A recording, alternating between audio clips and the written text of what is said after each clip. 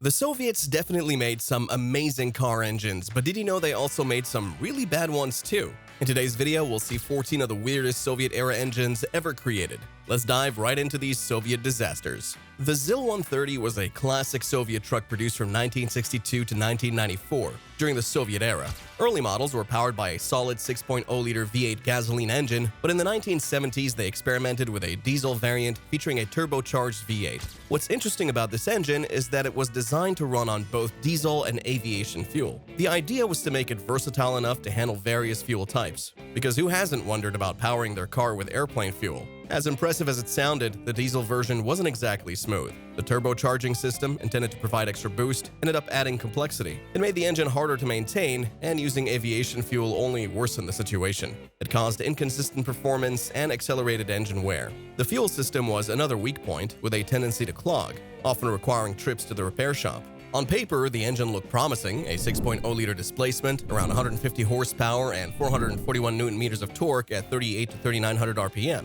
It seemed durable and adaptable, but in practice, it didn't quite live up to expectations. The Tatra V8 slant engine had a pretty cool design, an Eastern Bloc supercar.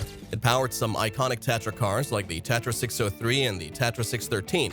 And why was it called the slant engine? Well, because of its 90-degree V8 layout, with the engine block tilted to one side. And trust me, it wasn't just for show. The Tatra 603, produced from 1956 to 1975, featured a smaller 2.5-liter V8 engine that delivered about 100 horsepower. Then came the Tatra 613 in the early 70s, stepping things up with a 3.5-liter V8 that produced around 165 horsepower. Back then you knew it was a great car if it had a slant engine Tatra. But as cool as the slant engine design was, it had its fair share of problems. The air cooling system of the 603 didn't always perform well, especially in hotter climates. Overheating became a common issue, and maintaining the engine wasn't easy. It required very specific tools. Another downside of air cooling was that it left the engine more exposed to dust and debris. This led to faster wear and tear on parts, causing frequent breakdowns. All this made the engine less reliable than Tatra had probably hoped for. The Moskvitch 400 and 420, produced between 1947 and 1956, showcased the Soviet Union's ambition to create a compact yet efficient vehicle. Inspired by the German Opel Kadett K38, it featured a 1.1-liter inline-4 engine that delivered 23 horsepower at 3600 RPM.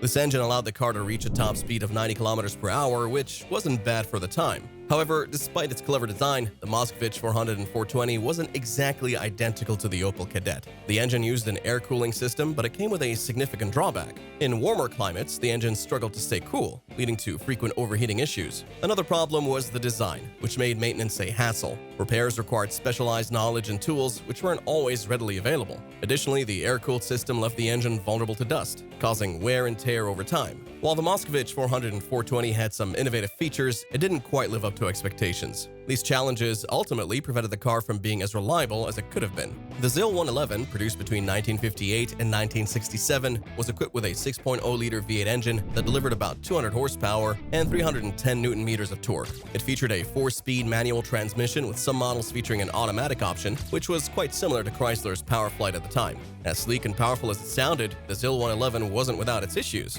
The engine, while impressive, was overly complex for its era. To make matters worse, high-quality materials and precision manufacturing were often in short supply in the Soviet Union. The transmission didn't always perform smoothly and was somewhat rough on the car's overall durability. Another drawback was the car's weight. It was a massive vehicle, and all that mass put additional stress on the engine. These factors combined to make the ZIL-111 a frequent visitor to the repair shop compared to other Soviet cars at the time. The Gaz M20 Pobeda, produced from 1946 to 1958, featured a 2.1-liter side-valve straight-4 engine that generated 50 horsepower, allowing it to reach a top speed of about 105 kilometers per hour. While this performance was decent, they wanted more. Enter the experimental version, the Gaz M20G. This model was equipped with a larger 3.5-liter inline-6 engine from the Gas 12 Zim, boosting its power to around 90 horsepower. With this upgrade, the Pobeda could achieve speeds of up to 132 kilometers per hour, much faster than the original. However, the bigger engine brought bigger problems. The added weight made the car harder to handle. The front suspension, which worked fine with the smaller engine, struggled to support the extra weight, making the car less stable and more difficult to maneuver.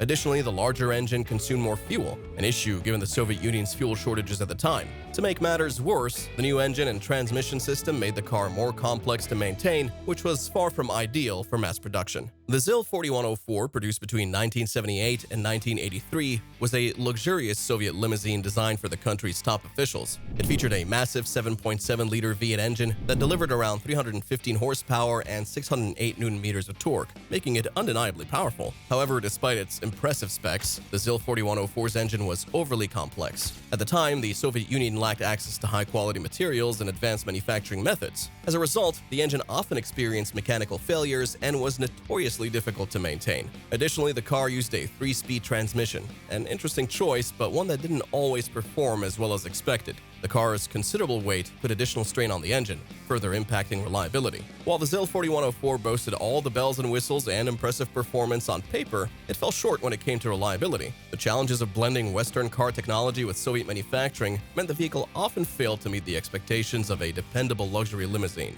The GAZ-14 Chaika, produced between 1977 and 1988, was designed to be the perfect car for high-ranking Soviet officials. It was powerful, featuring a 5.5-liter V8 engine that delivered around 220 horsepower and 451 Nm of torque. However, despite its impressive specs, the Chaika faced numerous mechanical issues. The 2-speed automatic transmission, which initially seemed like a great idea, didn't provide the best performance or durability. On top of that, the Chaika was an extremely heavy vehicle, which put additional strain on the engine. While the GAZ-14 Chaika had all the features and power expected from a luxury limousine, it fell short in terms of reliability. It highlighted the challenges of trying to incorporate Western-style technology into Soviet-made cars. The Moskvitch 427 was a Soviet station wagon designed for families who needed a spacious vehicle. Under the hood, it featured a 1.5-liter inline-4 engine producing 75 horsepower and capable of reaching a top speed of around 130 km per hour. Although the Moskvitch 427 was intended to be a practical choice, its engine had reliability issues. Unlike other engines on this list, it wasn't overly complex. Its problems stemmed from subpar materials and manufacturing quality.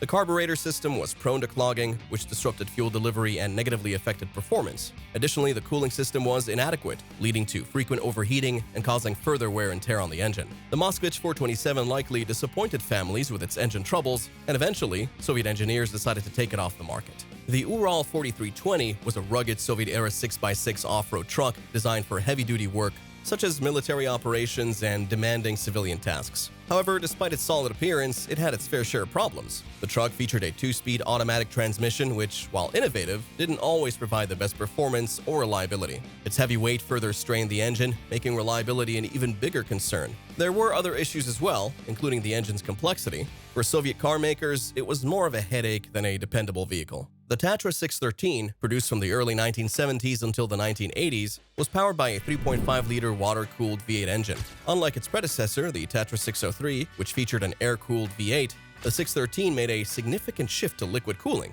aimed at improving engine reliability and overall performance, especially in hotter climates. The water-cooled engine provided better thermal management, reducing the risk of overheating, one of the major issues faced by the 603. With around 165 horsepower, the Tatra 613 offered more power and a smoother ride, contributing to its status as a luxury car for high-ranking officials. However, despite these improvements, the 613 still struggled with some of the same maintenance challenges as earlier Tatra models, primarily due to the complexity of its rear engine layout and the need for specialized tools to service the car. Despite the improvements over its predecessor, the engine's unconventional design ultimately contributed to the 613's reputation for being more troublesome than practical. The KAMAZ 740 series, first introduced in 1969, was a line of V8 diesel engines designed for heavy-duty vehicles like KAMAZ trucks. The original KAMAZ 740.10 featured a 10.85-liter engine that produced 210 horsepower, and over the years it eventually reached up to 440 horsepower. Although these engines were built to handle tough jobs, they had their fair share of reliability issues.